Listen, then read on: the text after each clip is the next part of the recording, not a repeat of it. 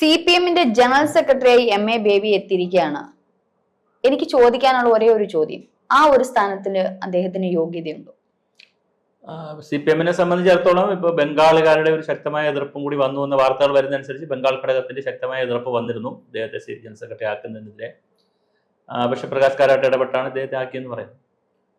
ശരിക്കും പറഞ്ഞാൽ വിദ്യാർത്ഥി രാഷ്ട്രീയത്തിലൂടെ കടന്നു വന്നൊരു MA ബേബി ഉണ്ടായിരുന്നു തുടക്ക സമയത്ത്. ഞാനൊക്കെ കോളേജിൽ പഠിക്കുന്ന കാലത്ത് ഗ്രാമങ്ങളിൽ ഇദ്ദേഹം ഒരു നല്ല ഹൈറ്റും നല്ല ഒരു ബോഡിയൊക്കെ ഉള്ളൊരു ആളാണ്.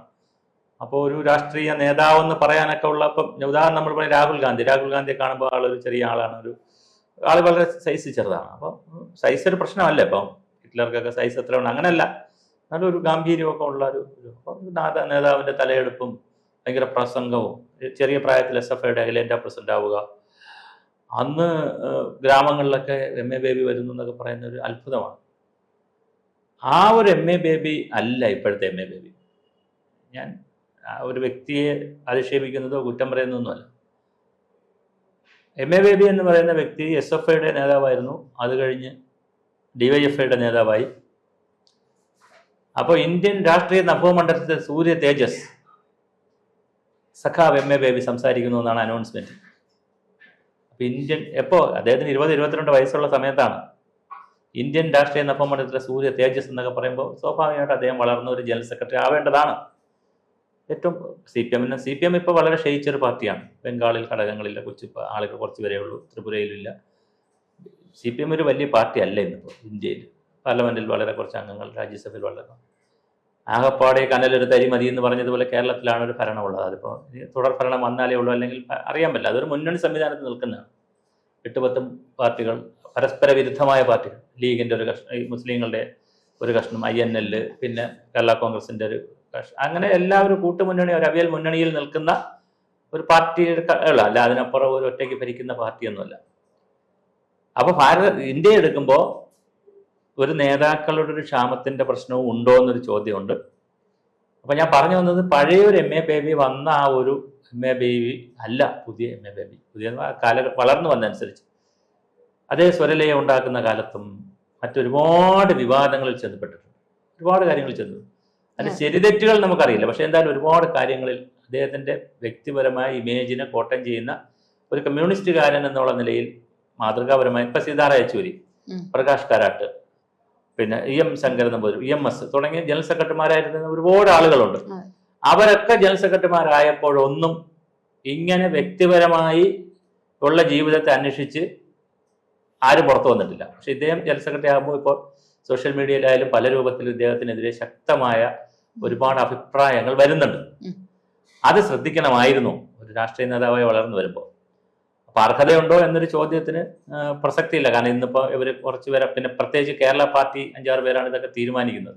പിണറായി വിജയനെ പോലുള്ള 2-3 പേരാണ് ഇതിപ്പോൾ തീരുമാനിക്കുന്നത് ആരാവണം എന്താവണം. കാരണം പാർട്ടിക്ക് ഇന്ന് പണമില്ല, ബംഗാളിനോ ത്രിപുരയിൽ നിന്നും പണം വരുന്നില്ല. ആ പണം പിരിക്കുന്നതും വരുന്നതും കേരളത്തിൽ നിന്നാണ്. ഇവിടെ മുഖ്യമന്ത്രിയാണ് ഇതെല്ലാം ലീഡ് ചെയ്യുന്നത്, പിണറായി വിജയനാണ് ഇതെല്ലാം ലീഡ് ചെയ്യുന്നത്. അപ്പോൾ അതിൻ്റെ ഒരു പ്രശ്നമുണ്ട് പാർട്ടിക്ക്. അപ്പോൾ അതുകൊണ്ട് അർഹനാണോ എന്നുള്ള ചോദ്യത്തിനകത്ത് പിന്നെ വേറൊരു ഓപ്ഷൻ ആരാ? അപ്പം അല്ലെങ്കിൽ പിന്നെ പറഞ്ഞ വേറെ കേട്ടുകളേക്കാൾ ഇതല്ല. പക്ഷെ പ്രശ്നം അവിടെ അല്ല. ഇന്ത്യ മുന്നണി പോലുള്ളൊരു മുന്നണി മോഡിയെ പോലുള്ള ആളിനെ എതിർക്കണം. BJP എതിർക്കണമല്ലോ, നരേന്ദ്രമോദിയുടെ നേതൃത്വത്തിലുള്ള BJP എതിർക്കണം. പിന്നെ ഇന്ത്യ മുന്നണിയെ കോർഡിനേറ്റ് ചെയ്യണം. ഇങ്ങനെ മറ്റ് ഒരുപാട് രാഷ്ട്രീയ പാർട്ടികളെ കോർഡിനേറ്റ് ചെയ്യണം. ഈ ഭാഗത്ത് എത്ര കണ്ട് MA ബേബിക്ക് വിജയിക്കാൻ കഴിയും എന്നുള്ളത് ഇനി തെളിയിക്കപ്പെടേണ്ട ഒരു കാര്യമാണ്. നമ്മൾ ഇതുപോലെ തെളിയിക്കപ്പെടാത്തൊരു കാര്യമാണ്. കാരണം സീതാറാം യെച്ചൂരിയുടെ ഒരു മെയ്വഴക്കമോ അല്ലെങ്കിൽ പ്രകാശ് കാരാട്ടിൻ്റെ ഒരു പരിധിവരെ, സീതാറാം യെച്ചൂരി ആയിരുന്നു കുറെ കൂടി ഇവരെല്ലാം കോർഡിനേറ്റ് ചെയ്ത് പോകുന്നതിൽ വളരെ ഒരു തന്ത്രപരമായ. അപ്പം രാഷ്ട്രീയത്തിൽ ഒരുപാട് അടവും തന്ത്രവും പ്രയോഗിക്കേണ്ടി വരും. അത് പിന്നെ മാർക്സിസം ഇദ്ദേഹത്തിന് മറ്റൊരു കാര്യം, ഇദ്ദേഹം ഇടയ്ക്ക് ഈ പ്രസംഗിക്കാനൊക്കെ പോകുമല്ലോ, ഒരുപാട് ഈ താത്വിക സഭകളിലൊക്കെ പോകുന്ന ആളാണ്. അപ്പം കാറൽ മാർക്സിന് തന്നെ തെറ്റിപ്പോയി, കാറൽ മാർക്സ് തന്നെ തെറ്റാണ് അല്ലെങ്കിൽ തെറ്റിപ്പോയെന്ന് പലപ്പോഴും പറയുന്ന രൂപത്തിലൊക്കെ വരുന്ന ആളാണ്. അപ്പം അതുകൊണ്ട് ഇനി എങ്ങനെയാണ്? പിന്നെ മറ്റൊരു പ്രധാനപ്പെട്ട കാര്യം എന്താ അറിയാമോ? ഇപ്പോൾ CPM ആയാലും എല്ലാവരും മനസ്സിലാക്കേണ്ട കാര്യം, ആഗോളവൽക്കരണം വന്നതിന് ശേഷം എല്ലാ രാഷ്ട്രീയ പാർട്ടികളും ഐഡിയോളജിക്കൽ പൊളിറ്റിക്സിൽ നിന്ന് മാറി, ആദർശ രാഷ്ട്രീയത്തിൽ നിന്ന് മാറിയവർ ഒരു വെൽഫെയർ പൊളിറ്റിക്സിലേക്ക് പോയി. ആളുകൾക്ക് എന്തെങ്കിലുമൊക്കെ ചെയ്തു കൊടുക്കുക എന്നുള്ളൊരു പൊളിറ്റിക്സിലേക്ക് പോയി. അതും കളഞ്ഞു ആളുകൾ, എന്നിട്ട് പാർട്ടികൾ, എന്നിട്ട് ഡെവലപ്മെന്റ് പൊളിറ്റിക്സ് ആയി. ആർക്കെന്ത് കിട്ടുമെന്നുള്ളതല്ല, വൻകിട പദ്ധതികൾ വന്ന് ഡെവലപ്മെന്റ് വരട്ടെ. ഇപ്പൊ കേരയിൽ പോലുള്ള, വിഴിഞ്ഞം പദ്ധതി പോലുള്ള വൻകിട റോഡ്, വലിയ പാലം, വൻകിട പദ്ധതികൾ വരട്ടെ എന്നുള്ളതായി. അതും പോയി. ഇപ്പൊ പറയുന്നതാണ് ഒരു കോർപ്പറേറ്റ് ഡെവലപ്മെന്റ് ആണ്. അപ്പൊ ആ ഒരു കോർപ്പറേറ്റ് ഡെവലപ്മെന്റ്, ഐഡിയോളജിക്കൽ പാർട്ടിയിൽ നിന്ന് കോർപ്പറേറ്റ് ഡെവലപ്മെന്റ് കൊണ്ടുപോകുന്ന ഒരു പാർട്ടി ആയിട്ടുള്ള ഒരു പരിവർത്തനം വന്നതിൽ നിന്ന് ഒരു മാർക്സിസ്റ്റ് ലെനിനിസ്റ്റ് ആശയത്തിലേക്ക് പോകുന്ന ഒരു പാർട്ടിയിലേക്ക് ഇതിനെ കൊണ്ടുപോകുന്ന ഒരു പണിയുണ്ട്. വലിയൊരു പണിയാണ്. ആ പണി ചെയ്യാനൊക്കെ കഴിയുമെന്ന് അറിയില്ല. അതുകൊണ്ടാണ് അങ്ങനെ പറയുമ്പോഴും ആശാ വർക്കേഴ്സിന്റെ സമരത്തെ തള്ളിപ്പറയുന്നു, പിന്നെ CPOമാരുടെ സമരത്തെ തള്ളിപ്പറയുന്നു, അംഗൻവാടി സമരത്തെ തള്ളിപ്പറയുന്നു, തൊഴിലാളി വർഗ സമരങ്ങളെല്ലാം തള്ളിപ്പറയുന്നു. ഒരു 80-കൾക്ക് ശേഷം അല്ലെങ്കിൽ 90-കൾക്ക് ശേഷം, 90-കൾക്ക് ശേഷം കേരളത്തിൽ നിന്നുള്ള ഏതെങ്കിലും ഒരു സമരം എടുത്തു നോക്കൂ. മുത്തങ്ങ സമരം, പിന്നെ അത് പോയിട്ട് നമ്മുടെ ഇവിടെ വിളപ്പിൽശാല, ഏത് സമരം എടുത്തു നോക്കൂ. ഒരു സമരത്തിലും ആരില്ല. പെമ്പിള വരുമ്പ സമരം, ഈ ഒരു സമരത്തിലും ആരില്ല. ഈ മുഖ്യധാര രാഷ്ട്രീയ പ്രസ്ഥാനങ്ങളില്ല, ഒരു സമരത്തിലും ഇല്ല. അതുപോലെ തൊഴിലാളി വർഗത്തിന്റെ കാര്യങ്ങൾ ഇപ്പൊ ആരും ചർച്ച ചെയ്യുന്നുമില്ല. അവർക്ക് വല്ല പെൻഷൻ വാങ്ങിച്ചു കൊടുക്കുക, നാമമാത്രമായി ഇൻസെന്റീവ് കൊടുക്കുക, PF കിട്ടുക, ഇങ്ങനെ വളരെ നോമിനലായിട്ട് സാമ്പത്തിക നേട്ടം ഉണ്ടാക്കി കൊടുക്കുന്നതിന് വേണ്ടിയിട്ടുള്ള ഒരു സംഘടന എന്നതിനപ്പുറം ഒരു തൊഴിലാളി വർഗ ജനാധിപത്യം അല്ലെങ്കിൽ സർവാധിപത്യം വരുന്ന ജനാധിപത്യം വരുന്ന പാർട്ടി എന്നുള്ള നിലയിലൊന്നും ഇതിനൊരു പ്രസക്തിയില്ല. അതൊരു വലിയ പ്രധാനപ്പെട്ട കാര്യമാണ്. EMS നമ്പൂതിരിപ്പാടിനെ പോലെ ആദർശവാനായ അല്ലെ സ്വീകാര്യനായ ഒരു നേതാവിന് ശേഷം രണ്ടാമത് വരുന്ന വ്യക്തിയാണ് MA ബേബി. അതിന്റെ ഒരു ഹൈപ്പ് ഒന്നും കിട്ടത്തില്ല. മറ്റേ EMS നമ്പൂതിരിപ്പാടിന് ഉള്ള ഒരു അദ്ദേഹത്തിന്റെ ഒരു മണ്ഡലം എന്ന് പറഞ്ഞാൽ വേറെയാണ്.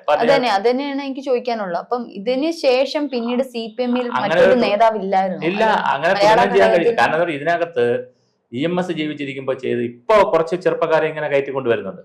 പക്ഷെ വരുന്ന ചെറുപ്പക്കാരുടെ ഒരു പ്രശ്നം എന്താണ്?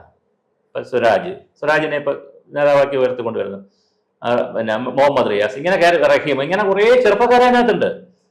പിന്നെ ഈ ചെറുപ്പക്കാരൊന്നും എന്ത് ചെയ്യുന്നില്ല, മാർക്സിയൻ ലെനിനിസ്റ്റ് ആശയങ്ങളിൽ ഊന്നി ഈ പഠനങ്ങളോ ചിന്തകളോ ആദർശാത്മക ജീവിതമോ ഒന്നും അല്ല അവർ നയിക്കുന്നത്. അവർ ഈ കോർപ്പറേറ്റ് കുഞ്ഞുങ്ങളെ പോലെയാണ്, കുട്ടികളെ പോലെയാണ് അവരുടെയും ജീവിതം. അപ്പൊ അതുകൊണ്ട് ഇതൊരു ഇടതുപക്ഷ പാർട്ടിയാണെന്നോ ഒരു മാർക്സിയൻ ചിന്താഗതിയുള്ള ഒരു പാർട്ടിയായിട്ട് വളർന്നു. അതേസമയം സീതാറാം യെച്ചൂരി കോളേജിൽ നിന്ന് നേരിട്ട് വന്നതാണ്, പാർട്ടിയുടെ കേന്ദ്ര കമ്മിറ്റിയിൽ. പിന്നെ പ്രകാശ് കാരാട്ട് EMS കണ്ടുപിടിച്ചുകൊണ്ട് വരുന്നതാണ്. അന്ന് തോമസ് ഐസക് കേരളത്തിൽ ഒരുപാട് ആളുകൾ, MA ബേബിയൊക്കെ അങ്ങനെ കൊണ്ടുപിടുന്നതാണല്ലോ, ഒരുപാട് ആളുകൾ കൊണ്ടുവന്നു. M. വിജയകുമാർ വലിയ നേതാവായിരുന്നു DYFIയുടെ ഒക്കെ. പക്ഷെ പിന്നെ ഇവരെല്ലാം എന്ത് സംഭവിച്ചു? ഈ പാർലമെന്ററി ജനാധിപത്യത്തിന്റെ മോഹങ്ങളും സങ്കടങ്ങളും അല്ലെങ്കിൽ അതിന്റെ പ്രതീക്ഷകളുമായിട്ടൊക്കെ അങ്ങ് പോയി വേറൊരു തരത്തിലേക്ക് അവർ മാറി. അപ്പൊ അതിന്റെ ഒരു പ്രോഡക്റ്റ് ആയിട്ടാണ് ഇദ്ദേഹം നിൽക്കുന്നത്. അതുകൊണ്ട് താത്വികമായി എന്ത് സംഭവിക്കുമെന്ന് അറിയില്ല. ശരിക്കും പാർട്ടിയുടെ കേരള ഘടകത്തിലോട്ട് വരുമ്പോൾ ഒരു പിണറായി സർക്കാരിന് ശേഷം ഈ പറഞ്ഞതുപോലെ ഒരു മാർക്സിസം അല്ലെങ്കിൽ ഒരു കമ്മ്യൂണിസം എന്നുള്ളൊരു ഇതിൽ നിന്നും ഒരുപാട് വ്യതിചലിച്ചില്ല ഒരു കോർപ്പറേറ്റ് മേഖലയിൽ.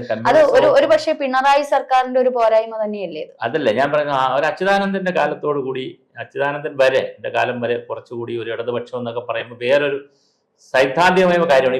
ഇപ്പൊ ഈ നമ്മുടെ പാർട്ടി കോൺഗ്രസിലും തീരുമാനം എടുത്തിട്ടുണ്ടല്ലോ, ഇപ്പൊ സെസ് ഏർപ്പെടുത്താം, ഒരുപാട് ലിബറൽ നയങ്ങൾ ചെയ്യാമെന്നുള്ള, അതാ ഞാൻ പറഞ്ഞു, ഈ കാലഘട്ടത്തിന് അനുയോജ്യമായ ഒരു പാർട്ടിയാക്കി ഇതിനെ പരുവപ്പെടുത്തി എടുത്തിട്ടുണ്ട് പല കാരണങ്ങൾ കൊണ്ട്. ഒരു കാരണം കൂടെ പറഞ്ഞ് നമുക്ക് ആ ഭാഗം അവസാനിപ്പിക്കാം. പഞ്ചായത്ത് രാജ് വന്നപ്പോൾ, കേരളത്തിൽ അധികാര കേന്ദ്രീകരണവും ജനകീയാസൂത്രണം വന്നപ്പോൾ പറഞ്ഞു കേട്ട വലിയൊരു മുദ്രാവാക്യമാണ് പഞ്ചായത്തിൽ പ്രതിപക്ഷമില്ല. ഭരണപക്ഷവും പ്രതിപക്ഷവും എന്ന് പറഞ്ഞില്ല, എല്ലാം ഭരണപക്ഷമാണ്. കമ്മിറ്റികളും അങ്ങനെയാണ് രൂപീകരിച്ചിരിക്കുന്നത്. ഈ സ്റ്റാൻഡിംഗ് കമ്മിറ്റികളൊക്കെ അങ്ങനെ വെച്ചിട്ട് എല്ലാവർക്കും അവകാശമുള്ള രീതിയിലാണ്. പക്ഷെ അതോടുകൂടി രാഷ്ട്രീയമൊക്കെ പോയി. വികസനത്തിന്റെ രാഷ്ട്രീയം ഇപ്പൊ ആരും ചർച്ച ചെയ്യുന്നില്ല. പിന്നെ പാവപ്പെട്ട അശരണരായ ഇവരുടെ രാഷ്ട്രീയം ചർച്ച ചെയ്യുന്നില്ല, തൊഴിലാളി വർഗത്തിന്റെ രാഷ്ട്രീയം ചർച്ച ചെയ്യുന്നില്ല. ഇപ്പൊ എല്ലാവരും വികസനം, അത് കോർപ്പറേറ്റ് വികസനമായാലും മതി, പൊതുമേഖലയിൽ തന്നെ. നേരത്തെ ആണെങ്കിൽ പൊതുമേഖലയിൽ വേണമെന്നൊരു നിർബന്ധം ഉണ്ടായിരുന്നു. ഇപ്പൊ പൊതുമേഖലയിൽ വേണമെന്നും കമ്മ്യൂണിസ്റ്റ് പാർട്ടിക്ക് നിർബന്ധമില്ല. സ്വകാര്യ വ്യക്തികൾ നടത്തിയാലും മതി, എങ്ങനെയും വികസനം വേണം, എങ്ങനെയും കാര്യങ്ങൾ നടക്കട്ടെ എന്നുള്ള നിലയിലേക്കുള്ള ഒരു കോർപ്പറേറ്റ് പാർട്ടിയായി, കോർപ്പറേറ്റ് സംവിധാനത്തിലേക്ക് പാർട്ടി മാറിയിട്ടുണ്ട്. ആ വെല്ലുവിളിയെ എങ്ങനെ MA ബേബി തരണം ചെയ്യും എന്നുള്ളത് വലിയൊരു ചോദ്യം തന്നെയാണ്.